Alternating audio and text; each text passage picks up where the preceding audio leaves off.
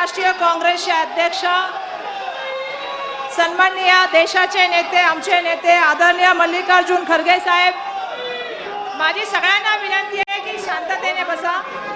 माझा नम्रतेचा आव्हान आहे. या ठिकाणी उपस्थित महाराष्ट्राचे भूमिपुत्र आणि देशाचे नेते आदरणीय शरदचंद्र पवार साहेब, ज्यांचा मी मागे पण उल्लेख केला. 16 तारखेला याच ठिकाणी बैठक झाली आणि मी सांगितलं की राज्याचे मुख्यमंत्री पद आणि कुटुंब प्रमुख पद ज्यांनी स्वीकारलं, कसं चांगलं काम केलं अशा आदरणीय नेते उद्धव बाळासाहेब ठाकरे साहेब या ठिकाणी उपस्थित.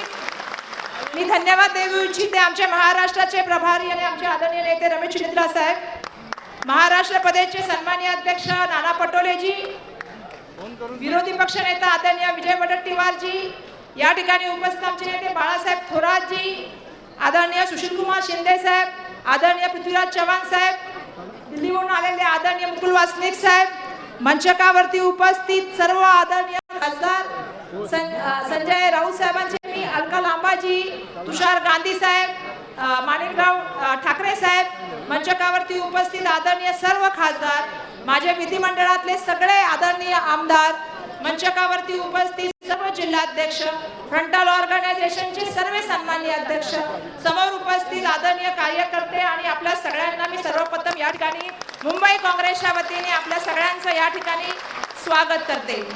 आज आपण सगळेजण भारतरत्न राजीव गांधी यांच्या जयंतीच्या निमित्ताने भेटत आहोत आणि राजीवजींचं आणि मुंबईचं नातं हे प्रत्येक माणसाने या ठिकाणी सांगितलं की वेगळं नातं आहे. राजीवजींचा जन्म मुंबईमधला तर आहेच, पण राजीवजींनी आपल्या सगळ्यांना माहिती आहे की ज्या वेळेत ते AICCचे जनरल सेक्रेटरी होते, मुंबईमध्ये रस्त्यामध्ये पदयात्रा करणारा पहिला नेता जर कोण होता त्याचं नाव भारतरत्न राजीव गांधी आहे.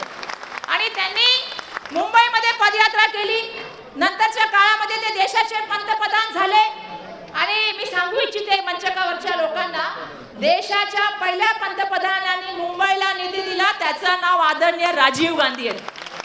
त्यांनी मुंबईला 100 कोटी निधी दिला आणि 100 कोटी निधीपैकी 37 करोड रुपये आम्हाला दिले.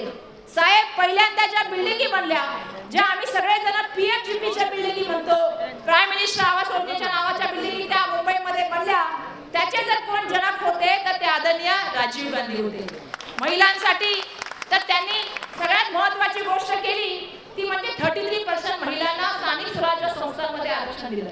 पुढे जाऊन महाराष्ट्र हा नेहमीच पुरोगामी राहिलेला आहे. महिलांना नेहमीच महाराष्ट्राने प्रथमता दिलेली आहे. छत्रपती शिवाजी महाराज, श्री शाहू महाराजाचा, सावित्रीबाईंनी क्रांती ज्योती, महात्मा फुलेंचा आणि बाबासाहेबांच्या महाराष्ट्राने ते आरक्षण 33 वरून 50% करण्याचा निर्णय घेतला. मला हे यासाठी सांगायचंय की आधुनिक भारताचे प्रणेते, ज्यांना आपण युवा पंतप्रधान म्हणतो, ज्यांनी सांगितलं जरी इलेक्शन मध्ये मी हारलो तरी चालेल पण ह्या देशाचा युवा जिंकला पाहिजे, म्हणून 18 वर्षाच्या युवाला मतदानाचा अधिकार दिला, ते राजीव गांधी होते. या ठिकाणी मला सांगायला पाहिजे की क प्रमाणे कबूतर होतं त्याला क प्रमाणे कम्प्युटर करण्याचं काम त्यांनी केलं. मला अभिमान या गोष्टीचा आहे की जी दुसरी नॅशनल एज्युकेशन पॉलिसी आली ती राजीवजींच्या काळात आली आणि मला या गोष्टीचा अभिमान आहे की शिक्षक हे फक्त काही लोकांची मक्तेदारी न राहता शिक्षक हे तळागाळात गेलं पाहिजे, शिक्षणाचं विकेंद्रीकरण झालं पाहिजे, अडल्ट एज्युकेशन आलं पाहिजे. त्याच्यामध्ये सगळ्यात महत्त्वाचं म्हणजे त्या ठिकाणी मोठ्या प्रमाणामध्ये जे आहे ते शिक्षणामध्ये दारं खुलण्याचं काम त्यांनी केलं.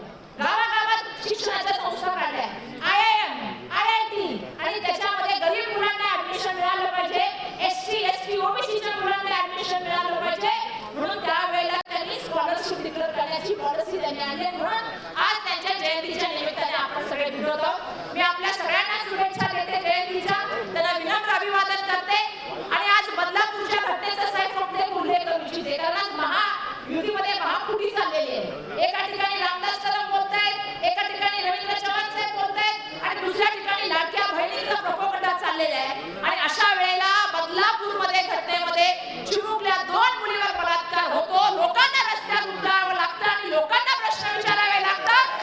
मुख्यमंत्र्यांना माझं आव्हान आहे, आज बहिणी म्हणतायत आम्हाला 1,500 रुपये नको पण आम्हाला सुरक्षा पाहिजे. मागच्या महिन्यामध्ये मुख्यमंत्र्यांच्या मतदारसंघामध्ये मंदिरामध्ये त्या ठिकाणी बलात्कार झाला, ही जबाबदारी मुख्यमंत्र्यांना घ्यावी लागेल. महाराष्ट्रामध्ये आम्ही बघत आहोत एक मोठ्या प्रमाणामध्ये साहेब इलेक्शन पण डिक्लेअर करायचं नाही ना,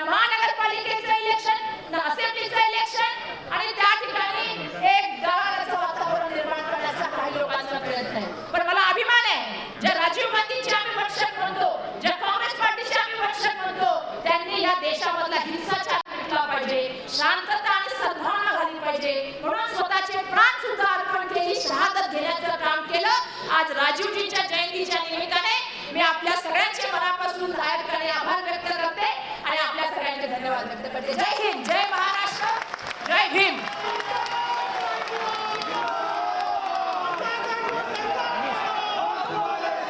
धन्यवाद वर्षाताई.